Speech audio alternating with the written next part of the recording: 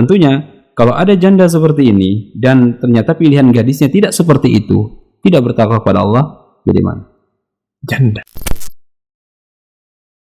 Bismillahirrahmanirrahim. Assalamualaikum warahmatullahi wabarakatuh. Kembali lagi bersama kami di Pos 1 Podcast Santai bareng Ustadz.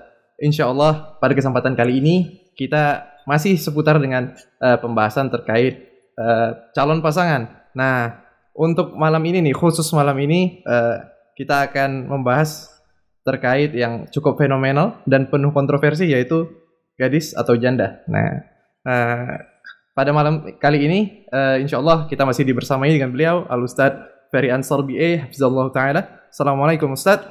Waalaikumsalam warahmatullahi wabarakatuh. Masya Allah, ini sepertinya beliau lebih bersemangat ini malam ini dari episode sebelumnya ini. Karena mendengar judulnya itu saya, Masya Allah. Pesan sekali judulnya Ustadz. Nah, oke lah Ustadz, kita langsung judulnya aja. Mengerikan sekali. Masya Allah. Makanya Ustadz, penuh kontroversi ini sebenarnya. Oke, baik, langsung kita masukkan saja nih Ustadz ya ke pembahasan yang pertama nih Ustadz. Nah, begini. Mungkin untuk para jomblo nih mungkin Ustadz. Orang yang masih bujangan lah katakan seperti itu kan Ustadz ya. Nah, itu mungkin dia dihadapi dengan kasus ada 2 CV nih misalnya Ustadz ya. Yang satu masih seorang gadis.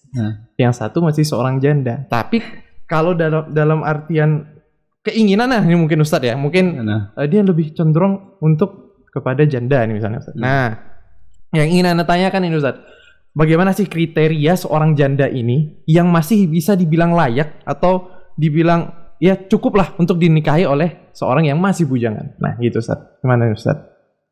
Alhamdulillah wassalatu wassalamu ala rasulillah wa ba'du. Tentunya pemuda itu bersyukur dia masih bisa memilih ya gadis atau janda. Yang dikhawatirkan adalah kedua-duanya tak mau sama dia. Yang janda tak mau, yang gadis apalagi gitu ya. Nah, tentunya ya kembali kepada kebutuhan pemuda tersebut ya. Kalau dia pilih gadis, ya kira-kira apa keuntungan untuk dirinya, dan kalau dia pilih janda, apa pula keuntungan dirinya. Nah, tentunya kalau ditanyakan mana yang lebih utama, gadis atau janda, banyak riwayat Nabi SAW ya, seperti satu di antara cerita Jabir bin Abdullah ketika ditanya apakah engkau sudah menikah, apa jawaban Jabir? Sudah ya Rasulullah. Ini kisah ma'ruf ketika pulang dari perang. Ya, ketika unta Jabir itu berhenti dia sehingga terlambat dari rombongan. Nabi SAW bertanya, apakah engkau sudah menikah? Jabir mengatakan sudah. Gadis atau janda? Jadi ungkapan gadis atau janda ini sudah ditanyakan oleh Rasulullah SAW kepada sahabatnya. Ini artinya apa? Rasulullah juga memperhatikan sahabatnya. Jadi antum juga jangan terlalu kecil hati ketika ditanya kau sudah menikah atau belum. Karena Nabi SAW juga sering bertanya kepada sahabatnya, udah menikah belum gitu ya. Kenapa? Bisa jadi ketika ditanya ada pasangan calon yang sesuai untuk yang ditanya. Seperti itu. Jadi jangan kecil hati ya. Ketika ditanya langsung merajuk, besok nggak mau lagi datang kajian. Pagi udah umur segini saat ditanya, aduh. Iya. Nah, kembali lagi kepada cerita Jabir. Jabir mengatakan janda ya Rasulullah. Kok janda gitu lah ya. Kenapa janda? Tentunya ada alasan kenapa janda. Bukan dengan seorang gadis bisa engkau bermain dengannya, tula ibuha wa tula ibuka. Yang engkau bisa bermain-main dengannya dan dia juga bisa bermain-main denganmu. Artinya apa? Tentunya kalau sama-sama belum pernah menikah ya, tentu di sana ada hal-hal yang sama-sama belum pernah memiliki pengalaman. Ya, artinya bermain-main itu lebih condong berbeda dengan janda. Tentunya Jabir di sini memiliki alasan. Ya, kenapa? Karena adiknya itu banyak, adik perempuan itu banyak karena orang tuanya meninggal. Ya, sehingga tujuan dia menikahi janda itu agar ya janda ini bisa membantu dia untuk mengurus adik-adiknya. Kalau seandainya dia cari gadis, ya bertengkar nanti adik sama dia, adik dengan istrinya. Tentunya ada maslahat di sana. Kalau memang maslahatnya lebih besar, manfaatnya menikahi janda, maka nikahi janda. Ya, namun jika dia memandang menikahi wanita ya, bikr atau perawan itu lebih besar lebih besar keutamaannya, maka nikahi yang bikr. Ya, tentunya semua kembali apakah wanita yang akan dinikahi ini bertakwa kepada Allah atau tidak. Balik lagi ke agama ya Ustaz. Kembali lagi kepada agama. Ya, taribat yadak. Engkau akan beruntung dengan hal itu. Ya, kembali apakah dia seorang janda yang memang bisa membawa dia ke surga. Ya. Nah, tentunya bagi mereka yang janda agar termasuk bagian dari orang-orang yang dipilih oleh para pemuda baik yang belum pernah menikah ataupun para duda yang sudah pernah menikah, maka berakhlak yang baik, berbudi pekerti yang baik agar dia tersatu di antara pilihan dari orang-orang yang akan mencari calon istri. Kenapa? Karena mereka akan melihat ketakwaannya. Nah, jadi mau dia tuh gadis atau janda, tetap yang kita lihat adalah agamanya. Nah, berkata para ulama, ya, ahli fikih mengatakan al-bikr aula. Ya, perawan itu atau gadis itu lebih utama daripada janda. Kecuali kalau ada uzur di sana, kecuali ada alasan tertentu untuk menikahi janda, maka nikahilah janda. Nah, karena ketika seorang menikahi janda, utamanya besar. As-sa'i, ya, orang yang menjaga al-armalah wal masakin, yang menjaga janda, mengurus janda, mengurus orang-orang miskin, seperti berjihad di jalan Allah Subhanahu wa taala. Masyaallah. Ya, bahkan di dalam hadis tersebut yang diriwayatkan Imam Muslim, bagaikan puasa di siang hari dan sholat di malam hari. Keutamaannya besar. Besar sekali besar keutamaannya. Nah, besar keutamaan. Oleh karena itu, kalaupun memang pilihannya seorang janda, tetap cari janda yang bertakwa kepada Allah, yang menjaga hartanya ketika dia tidak di rumah dan menjaga kewajiban-kewajibannya kepada Allah Subhanahu wa taala. Tentunya kalau ada janda seperti ini dan ternyata pilihan gadisnya tidak seperti itu, tidak bertakwa kepada Allah, bagaimana? Janda. Itu dia. Teh, silakan kalau itu memang pilihan antum. Teh. Tafadhol. Insyaallah. Nah, Ustaz. Waduh, ini semakin bersemangat ya, Ustaz. Tafadhol. Oke, Ustaz, untuk pertanyaan selanjutnya nih, Ustaz. Nah, ini tadi mungkin kan beliau sudah antum sudah memberikan pemaparan nih terkait keutamaannya. Nah, ini Ustaz, untuk kasusnya nih ada dua orang janda nih, Ustaz. Yang satu janda tersebut sudah memiliki seorang anak atau sudah memiliki anak gitu, Ustaz. Nah, yang satu belum mempunyai anak. Nah, dari segi ini mana yang paling utama, Ustaz? Yang penting antum ketahui sebelum menikahi mereka, antum pula ya, mereka lah gitu ya. Pastikan dulu dia betul-betul janda atau tidak. Betul. Nah, ini punya anak atau tidak punya anak, tahu-tahu dia punya suami, itu masalah kan? Punya anak nggak masalah, dan yang nggak punya anak juga tidak masalah. Dan juga dilihat kenapa dia janda. Ya, apakah karena meninggal suaminya atau karena perceraian, dan perceraian juga untuk cari tahu karena apa, karena gitu, apa juga. Nah, itulah ta'aruf, ya, mengenal calon istri. Jangan ambil begitu saja. Sikat ya, sudah lihat wajahnya, ya, memukau, udah langsung diambil, tidak. Perhatikan dulu, ya.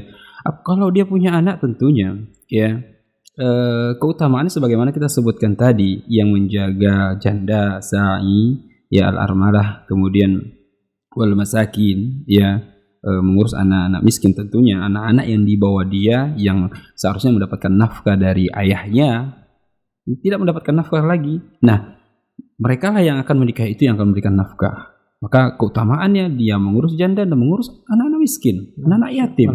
Ya, seperti berjihad di jalan Allah Ta'ala. Ya, berjihad di jalan Allah dan bagaikan puasa di siang hari atau sholat di malam hari. Nah, ketika dia tidak punya anak, juga antum melihat, karena satu di antara sifat wanita yang perlu dicari atau sifat seorang laki-laki yang perlu dicari, sebagaimana kita sebutkan kemarin, adalah yang tidak mandul. Atas dasar apa dia? Ya, ini bercerai, mungkin karena mandul dan sebagainya. Nah, tujuan antum menikah apa? Ya, jadi tidak sesuatu yang penting untuk pertimbangkan mungkin dia sudah punya anak atau tidak. Namun di sana ada keutamaan jika dia punya anak, ya, karena antum akan mengurus dua makhluk yang memiliki status yang berbeda. Satu seorang janda, satu anak yatim. Keutamaannya besar. Nah, seperti itu. Masya Allah. Ini anak minum dulu. Iya. Mungkin gemeter anak. Iya. Masya Allah. Nah, ini yang selanjutnya nih Ustaz nih. Nah, apakah boleh nih seorang janda? Ini kasusnya nih Ustaz nih biasanya terjadi di lokasi-lokasi yang baru terjadi seperti bencana alam atau mungkin ya contohnya tsunami Ustaz kemarin tuh kan misalnya. Nah, terus ada beberapa ikhwan-ikhwan kita yang menjadi seorang relawan di sana. Yang pastinya di sana pasti ada lah sedikit kasus terkait seorang wanita yang ditinggalkan suaminya karena mungkin suaminya menjadi korban jiwa dalam bencana tersebut. Nah, jadi mereka kadang-kadang sering nih bergetar hati mereka itu Ustaz kan karena banyaknya seorang janda di sana yang akibat ditinggal suami karena meninggal akibat bencana. Nah, jadi istilahnya mereka niat untuk menikahi seorang janda tersebut ingin untuk menolong mereka Ustaz. Nah, ini bagaimana nih kasusnya Ustaz? Baik, tentunya ini keutamaan yang besar. Tentunya dia juga harus perhatikan ya apakah dia sudah menikah atau belum. Ya, mungkin ada ungkapan yang ini sebenarnya ungkapan-ungkapan ini lahir karena mungkin kekecewaan bagi mereka yang di ta'adud. Mungkin nanti ke depan kita akan bicara tentang ta'adud. Ya. Kita mungkin ya jangan sempat menikahi janda lalu menjandakan istri. Nah, ini tentunya hal yang perlu dipertimbangkan matang-matang. Karena apa? Karena janda yang dia nikahi itu ya yang dia belum ada apa-apa di sana, dia tidak memiliki anak dari keturunannya. Adapun ketika dia menjandakan istrinya, di sana ada anaknya, ada orang-orang yang wajib diberi nafkah olehnya.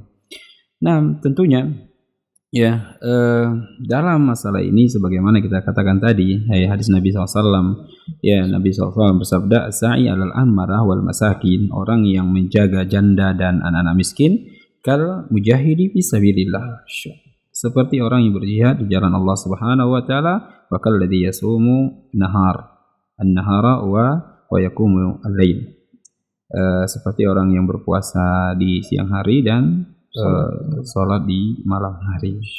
Nah, ini tentunya kalau memang dia jelas-jelas sudah janda dan memang tidak ada hal-hal yang menghalangi antum untuk menikahinya, maka nikahi.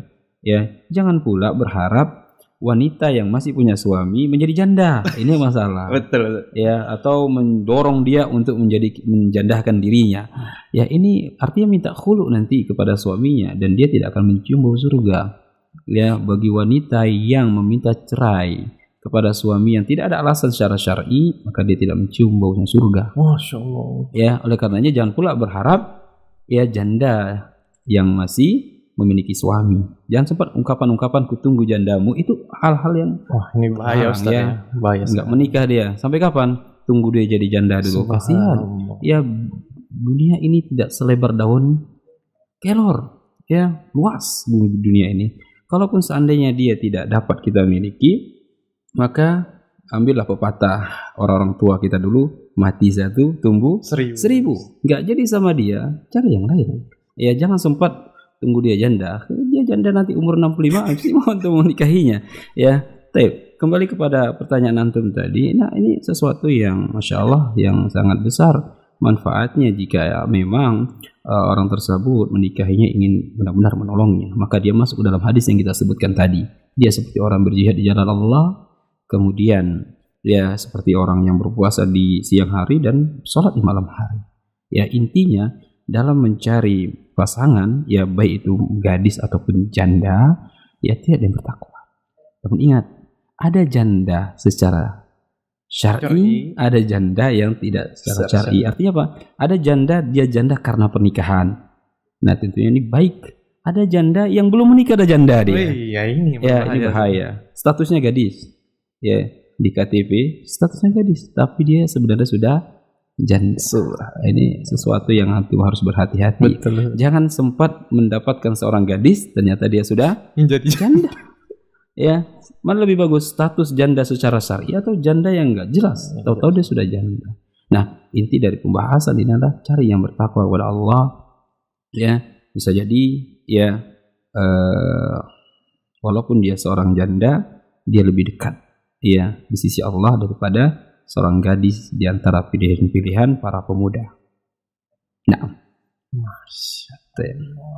Nah, kepada pemirsa sekalian mungkin yang masih ragu-ragu nih, atau mungkin kayak merasa aduh seperti ada keanehan nih Ustaz nih, aduh kalau saya sama janda nanti apa kata orang gitu kan Ustaz kan. Nah mungkin setelah antum paparkan tadi, semoga pemirsa sekalian semakin yakin nih Ustaz nih. Kalau kita mengikuti apa kata orang, ya nggak akan mungkin semua manusia itu ridho seluruhnya kepada kita. Pasti ada yang pro dan ada yang kontra. Selalu, tinggal kita pilih. Kalau sesuatu yang mereka pro karena kebaikan kita, lanjutkan.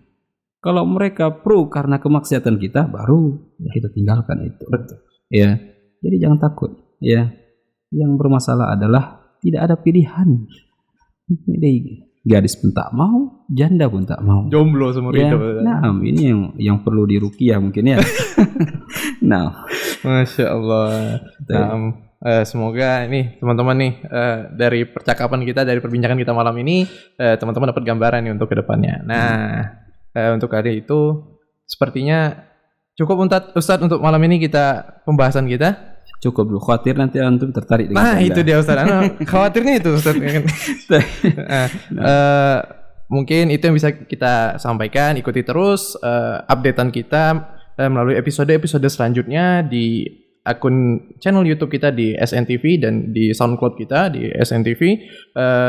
Terus ikutin update kita. Sekian apa yang bisa kita sampaikan. Lebih kurang mohon maaf.